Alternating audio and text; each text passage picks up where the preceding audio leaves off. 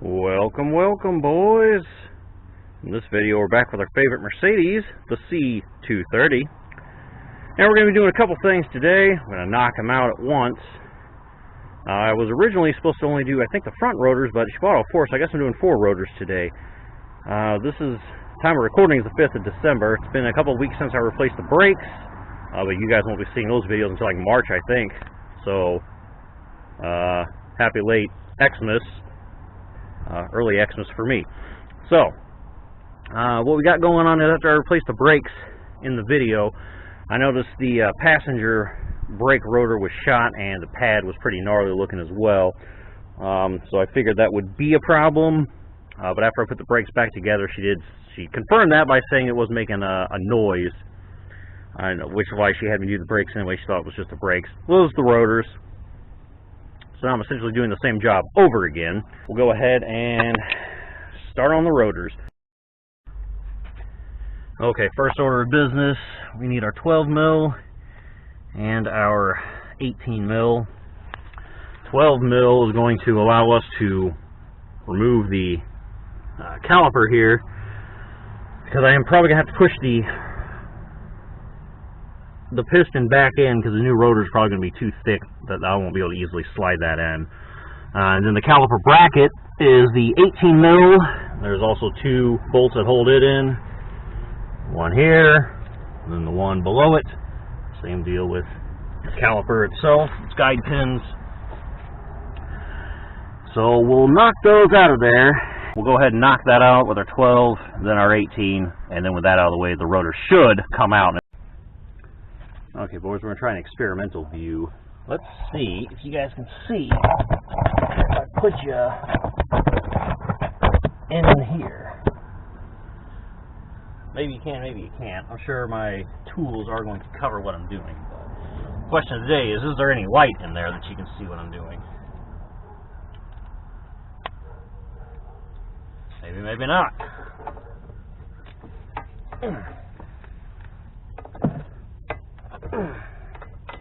These are easy to take off because I just did them 2 weeks ago. So that part's nice. The two 18s, I'm sure, won't be so nice, but we have hammers. We got hammers for that, boys.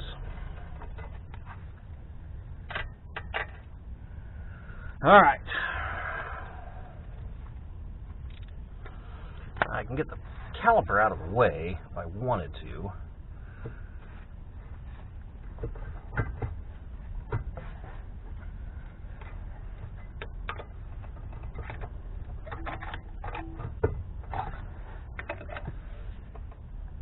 Try damaging those shims. Yeah, got it. So there's a way to put this. They make this damn brake line so freaking short on this car. All right, they may or may not have opened anything up for you. So let's pull this outside pad off. Still looks good. Inside pad off. This one also still looks good. So always remember the inside one is on the top, outside one's on the bottom of my jack there. I think the shims will be fine if I leave them in the bracket. So let's try to get the bracket off. And we didn't spray any penetrating lube on this, so... And you can tell. Probably should have. I walked right by it while I was in the basement.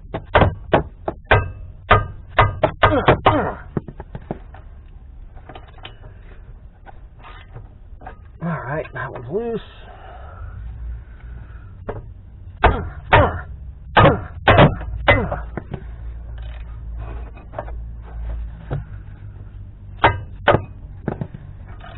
Also loose. That wasn't too bad. I've had some that were worse. I've had some that were much, much worse, boys. I'm actually amazed. I mean, that's what kind of puzzles me about this car. This car has a lot of exterior rust on the panels, but the underneath doesn't really look that bad, so that kind of puzzles me. Because generally when your car's all rusty, it's rusty everywhere, and you can tell that it just looks like complete total shit. But this one underneath, and mechanically, is pretty decent. So I almost wonder if all this rust on the panels, I mean, it could just be caused by rock chips and then salts, corrosion, and all that, just all taking its toll on it. Or maybe some sort of manufacturing defect where the corrosion treatment wasn't up to snuff on the body panels or something. I don't really know. But it looks decent otherwise. Alright. Brackets off. Please, for the love of God, let this rotor just come right off. No! You know what that means, boys.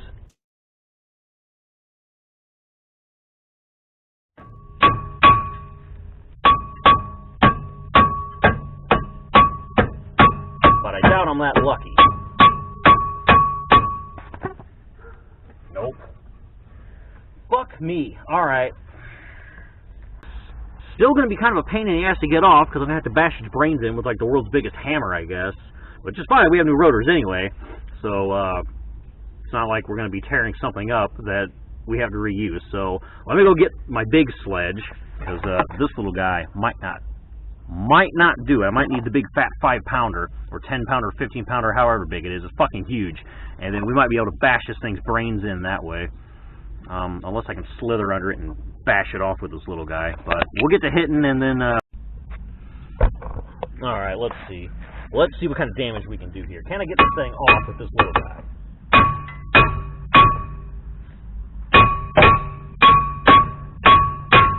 Got it!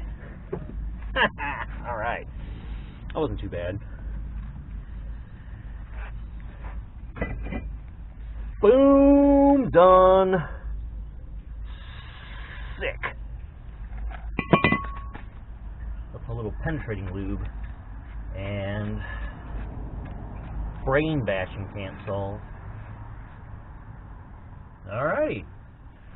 Wipe this up and we'll get our new rotor on there, shall we?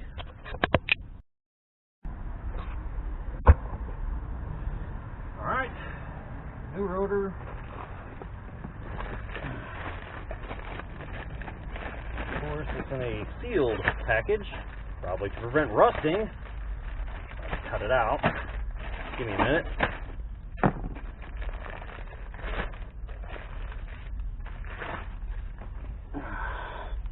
Oh yeah.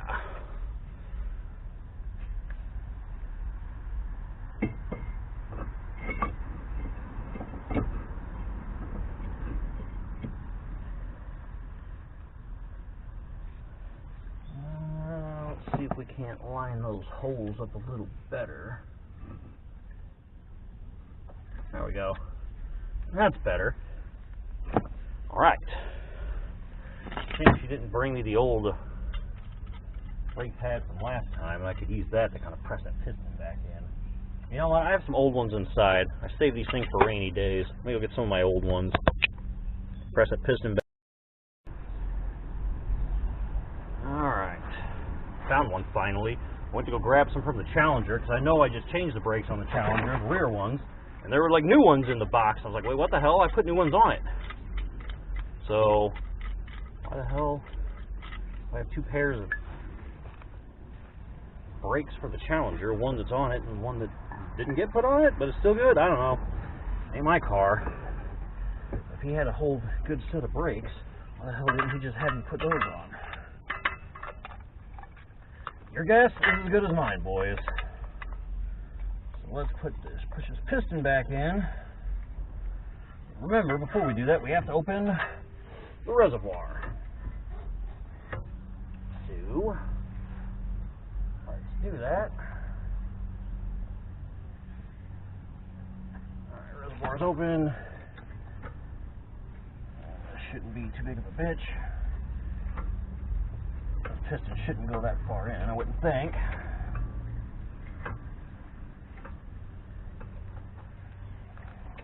And you can't see what I'm doing, but I'm just using the C-clamp to smush the piston back in with this old brake pad from the Ram. I did have that one laying around.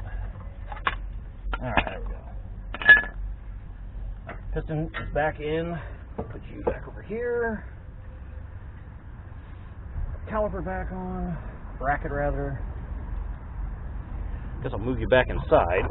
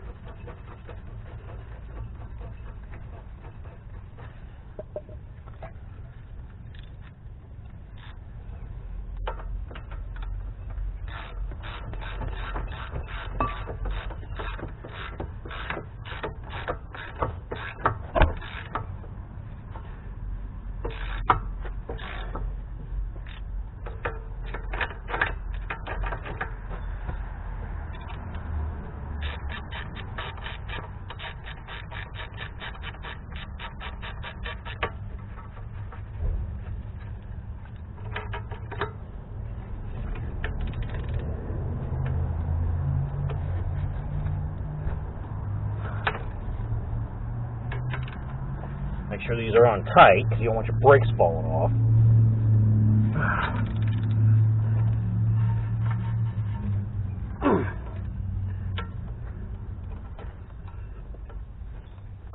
That's about as tight as I can get it. Alright. This was the inside pad.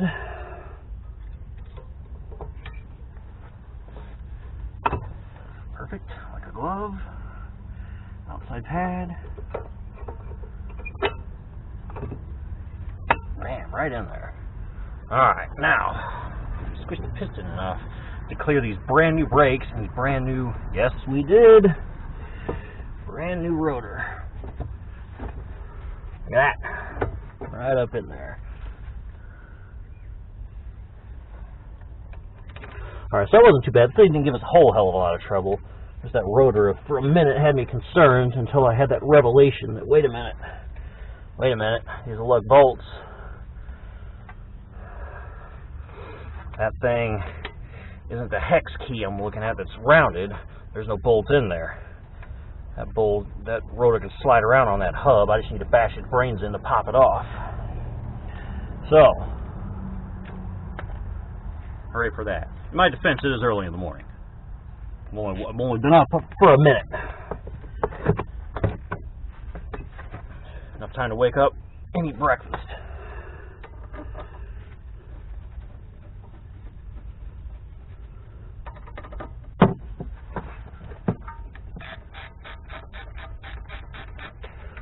We're good now, boys.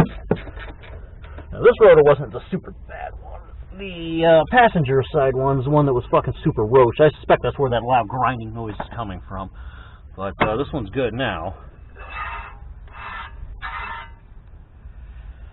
Alright, push the brakes a few times, let that one kind of seat, and then move on to the next.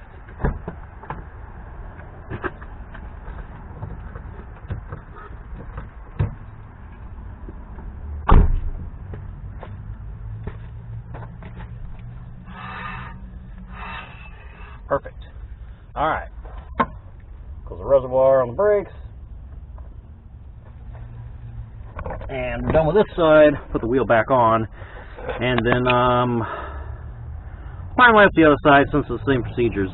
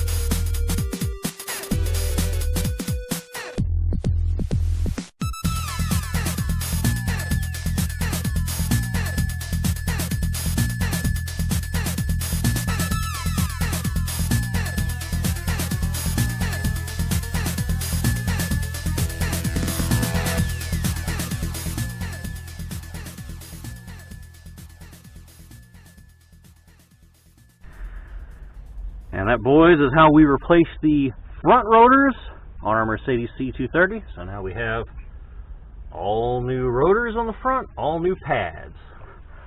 So she's good to go for another million years. Till they go bad again. Thanks for watching, boys. Peace.